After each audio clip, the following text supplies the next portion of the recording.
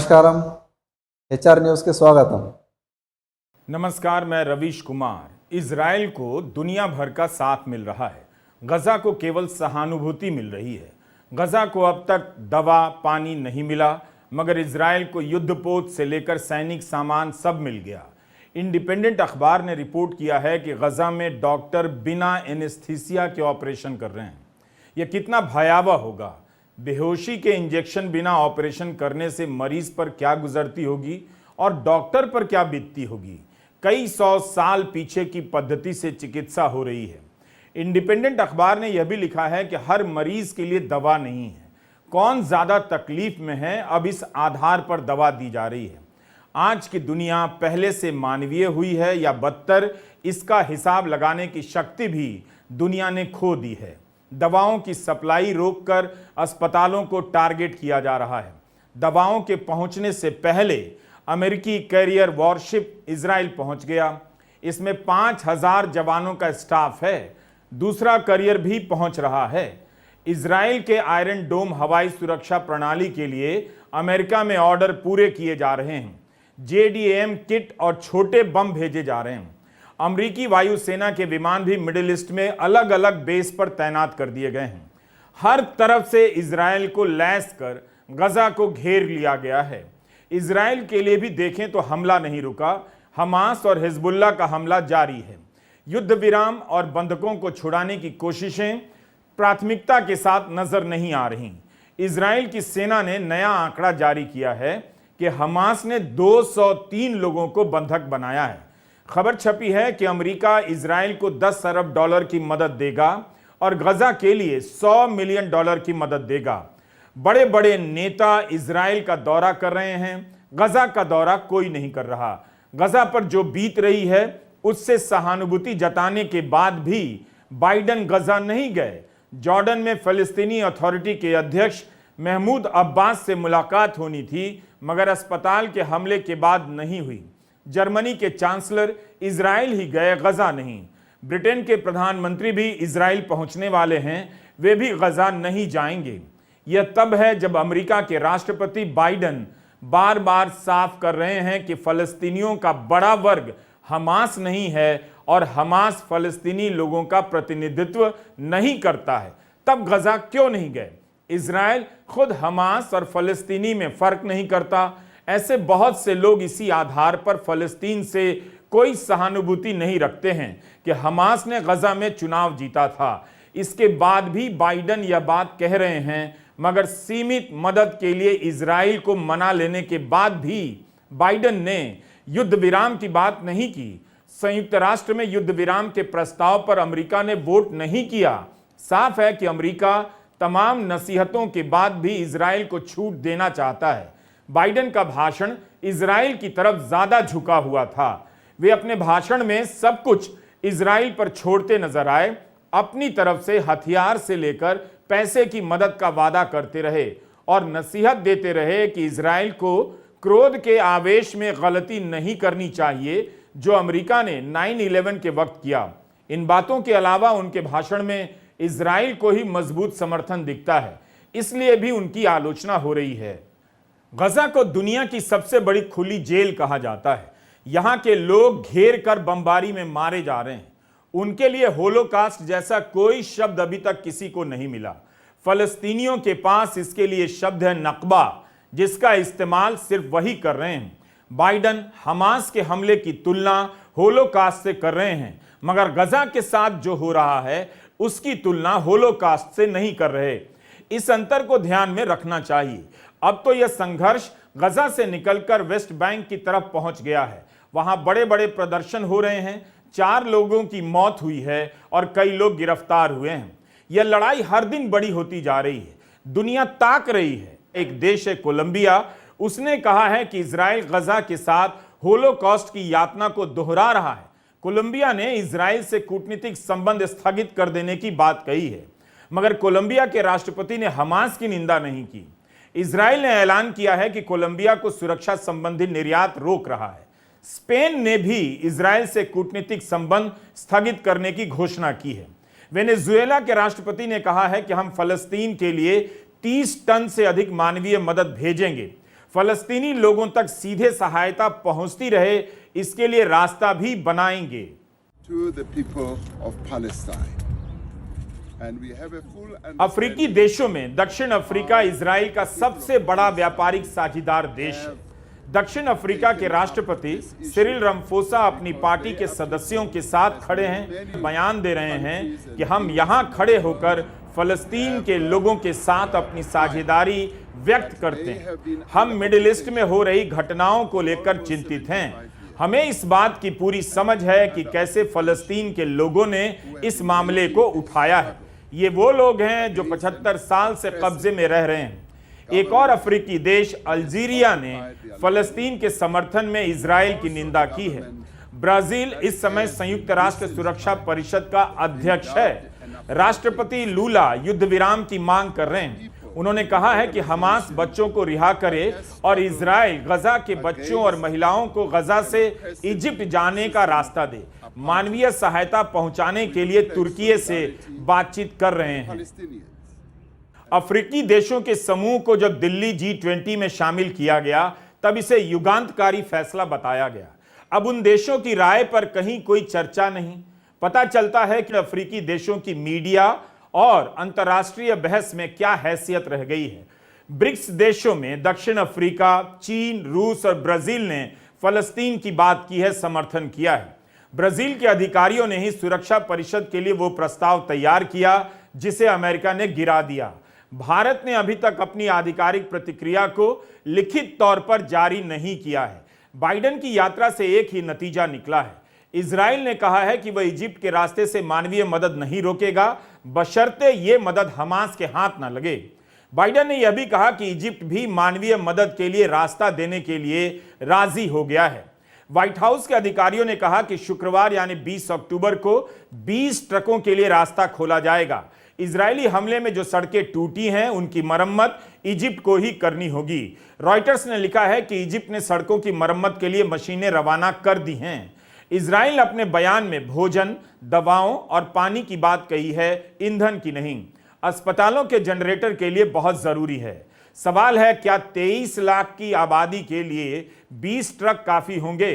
क्या रफा सीमा से ही सारी मदद पहुंचेगी? इसे लेकर भी संयुक्त राष्ट्र की एजेंसियों ने कई बार सवाल उठाए हैं।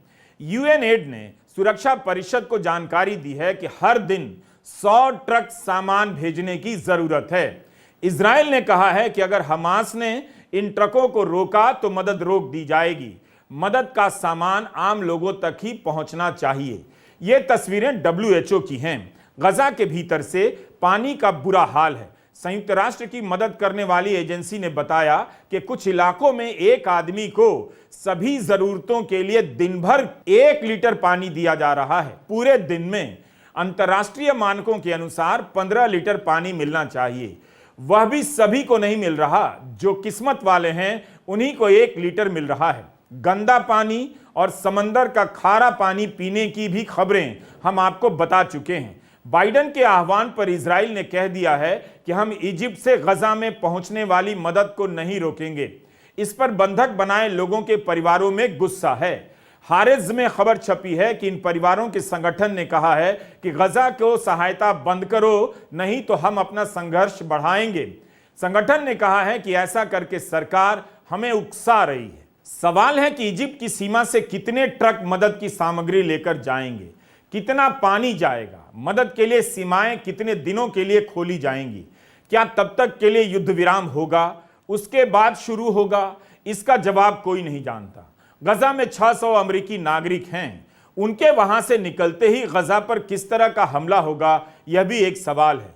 बाइडेन की यात्रा से अस्पतालों, स्कूलों, संयुक्त राष्ट्र की राहत शिविरों के लिए अलग से कोई गारंटी की बात सामने नहीं आई है। इस बीच गजा के अल अहली अस्पताल पर रॉकेट से हमला किसने किया, इसे लेकर विवाद चल रहा है। इजराइल की सेना कह रही है इस्लामी जिहाद का रॉकेट गलती से गिरा है। उसके इस दावे पर अभी तक सवाल उठ रहे हैं। कोई चैनल अमेरिका से ही एक्सपर्ट पकड़ लाता है जो दावा करता है कि हमला इजराइल ने अमेरिकी हथियारों से किया, और अमेरिका का ही दूसरा एक्सपर्ट कहता है इजराइल ने नहीं किया, वरना हमले के बाद अस्पताल में बड़ा सा गड्ढा बन गया होता। युद्ध के समय मीडिया का युद्ध भी देखना चाहिए।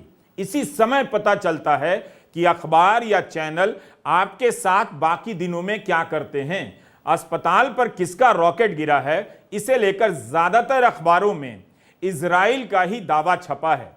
इसलिए हास्य व्यंग्य की वेबसाइट द अनियन की यह हेडलाइन ही इस वक्त सही नजर आती है। हेडलाइन है कि इजराइल की सेना ने कहा है कि आपने बम गिराया है, आप पाठकों ने अस्पताल पर बम गिराया है। इस लेख को पढ़ने वाले पाठकों ने बम गिराया है और इसका पूरा प्रमाण इजराइल के पास है। इजराइल की सेना की रिपोर्ट में लिखा गया है कि अंतर्राष्ट्रीय सुरक्षा विशेषज्ञों के बीच इस बात को लेकर पूरी सहमति है कि आप पाठकों ने अस्पताल पर बम गिराए हैं। सुरक्षा विशेषज्ञों ने आपके उन वीडियो को देखा है जिसमें आप अपने घरों से अस्पताल पर मिसाइलें दाग रहे हैं। हेग में जब आपके खिलाफ आपराधिक मामला चलेगा तब यह वीडियो दिखाया जाएगा। आप जैसे पाठकों की जगह केवल नरक में होनी चाहिए, द अनियन ने व्यंग्य के लहजे में लिखा है। अनियन का यह व्यंग्य मीडिया की रिपोर्टिंग का मजाक उड़ा रहा है, जो इजराइल के दावों को हूबहू स्वीकार कर रहे हैं।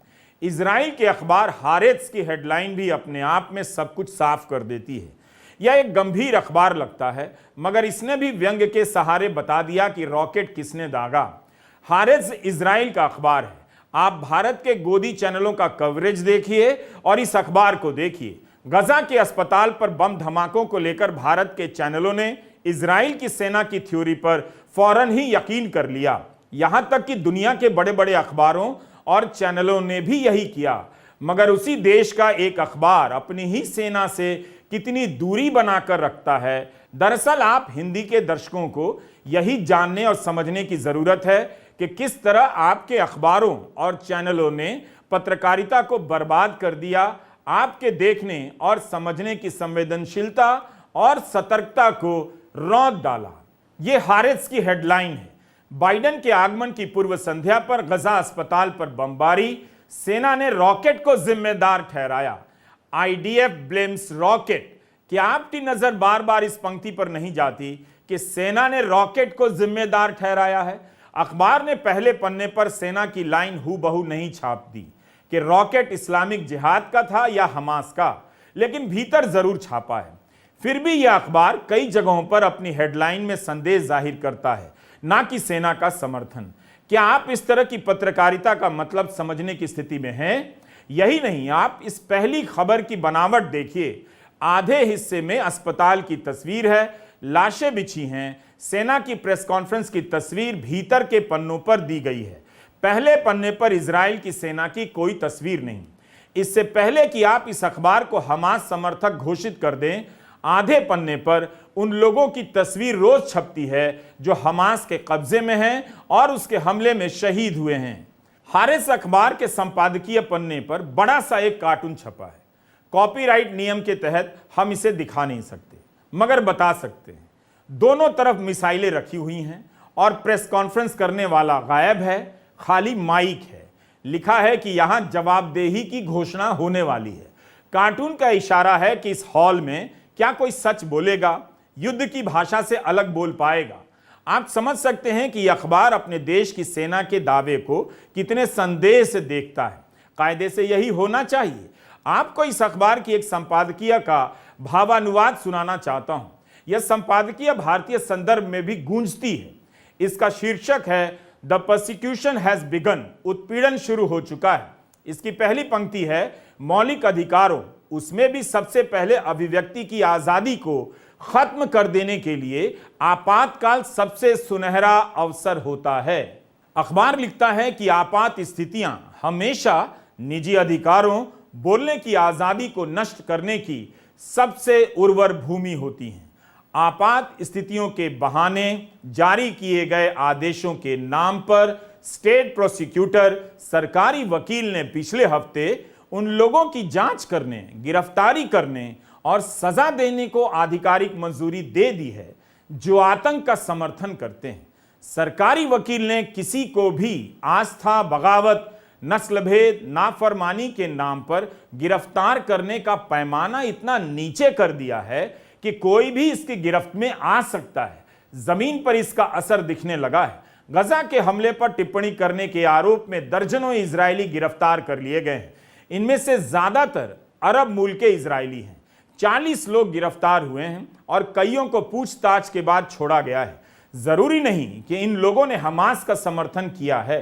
गजा के लोगों के समर्थन में कहने या दोनों तरफ की मौत की तुलना करने भर से गिरफ्तार कर लिए गए। यही नहीं, बहुमत से अलग हटकर अपनी बात रखने पर अरब नागरिकों को नौकरी से निकाल दिया गया।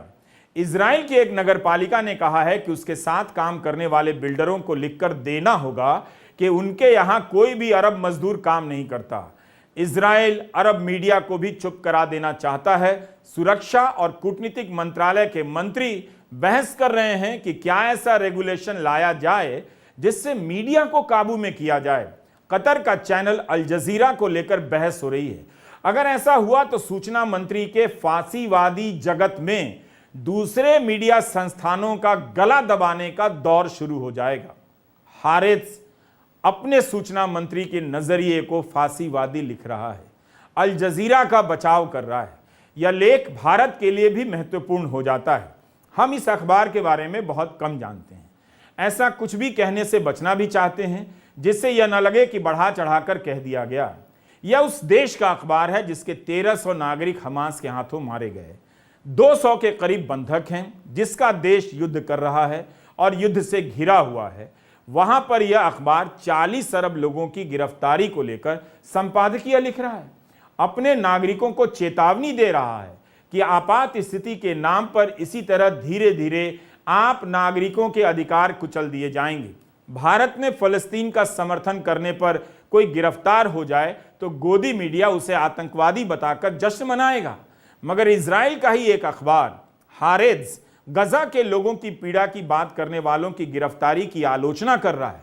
बहुमत से अलग आवाज के पक्ष में खड़ा नजर आता है।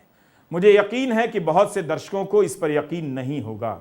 2014 के बाद से जिस तरह से भारत की पत्रकारिता कबाड़ में बदली है, जाहिर है उसके पाठक और दर्शक भी बदल गए होंगे। उन्हें हारिस के संपादकीय युद्ध के समय अपने प्रधानमंत्री नेतन्याहू को भ्रष्ट, गैंग लीडर, माफिया वगैरह वगैरह लिखने पर यकीन नहीं होगा। भारत में केरला का मीडिया वन न्यूज चैनल राष्ट्रीय सुरक्षा के नाम पर बैन कर दिया गया। सुप्रीम कोर्ट ने बहुत फटकार लगाई। दरअसल आप दर्शकों के सामने अब सही पत्रकारिता का कोई पैमाना या आदर्श नहीं बचा है। दुनिया के बड़े बड़े अखबार और चैनल भी इस युद्ध में प्रोपेगेंडा कर रहे हैं, एक तरफा हुए जा रहे हैं, एक्सपोज हो गए हैं।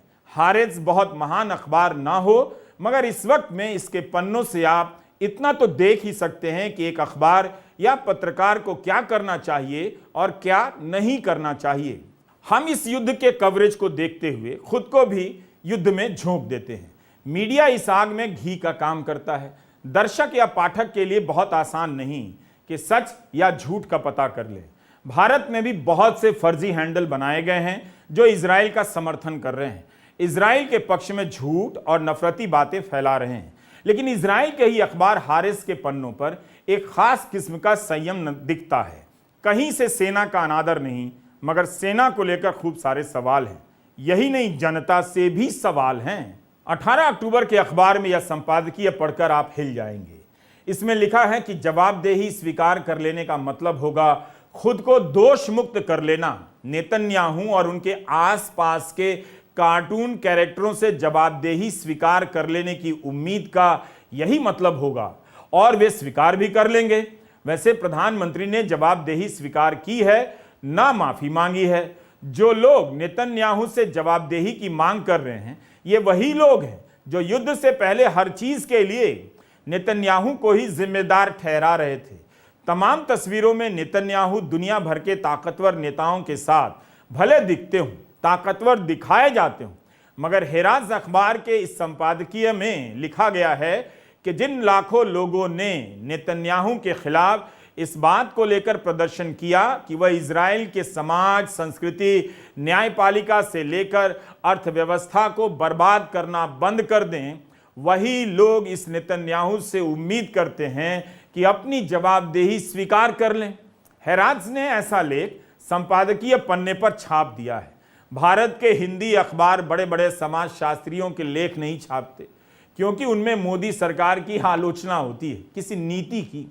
मगर हारिस के संपादकीय में लिखा है कि नेतन्याहू रिस्पॉन्सिबिलिटी चैलेंज्ड हैं, यानी उनमें जवाबदेही स्वीकार करने की कुव्वत ही नहीं है, उनमें अपनी गलती स्वीकार करने का संवैधानिक बोध भी नहीं है। असंभव है कि भारत का कोई अखबार इन पंक्तियों को छाप दे।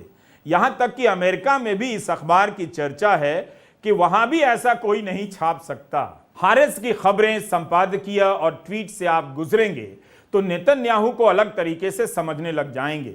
भारत में नेतन्याहू को हीरो बनाया जाता रहा है, मगर इजराइल का ही यह बड़ा अखबार उन्हें क्रिमिनल डिफेंडेंट लिख रहा है, अपराधी लिख देता है। 2 दिन पहले का हारिस का ट्वीट है। नेहमिया स्ट्रासलर ने ऑपेड में लिखा है कि नेतन्याहू ने पिछले 9 महीनों में न सिर्फ इजरायली समाज को ध्वस्त किया है और सेना को भी कमजोर किया है, बल्कि इस समय वो इजराइल देश के अस्तित्व के लिए खतरा बन गए हैं। कई जगहों पर लिखा है कि नेतन्याहू के बस की बात नहीं, वह युद्ध के समय नेतृत्व करने लायक नहीं। युद्ध नहीं रुका है। इजराइल अपनी शक्ति के साथ साथ दुनिया भर की शक्ति लिए मैदान में है। अरब देशों की प्रतिक्रियाएं ठंडी पड़ती जा रही हैं, उन्हें कोई भाव नहीं दे रहा। उन देशों में जनता फलस्तीनी लोगों के समर्थन में प्रदर्शन कर रही है, मगर अरब देश भी बोलने की खानापूर्ति ही कर रहे हैं। जिस तरह की खानापूर्ति बाइडेन साहब कर गए, उधर के लिए ज्यादा बोल गए, इधर के लिए थोड़ा बोल गए। 21वीं सदी का यह हिस्सा भी युद्ध का होता जा रहा है, ठीक जैसे 100 साल पहले 20वीं सदी में हो गया था। हमें पता है आप शांति की पूजा करते हैं, साथ में अहिंसा के भी पुजारी हैं। नमस्कार, मैं रवीश कुमार। ఈ సమాచారం కోసం చూస్తుండండి హెచ్ఆర్ న్యూస్। ధన్యవాదాలు।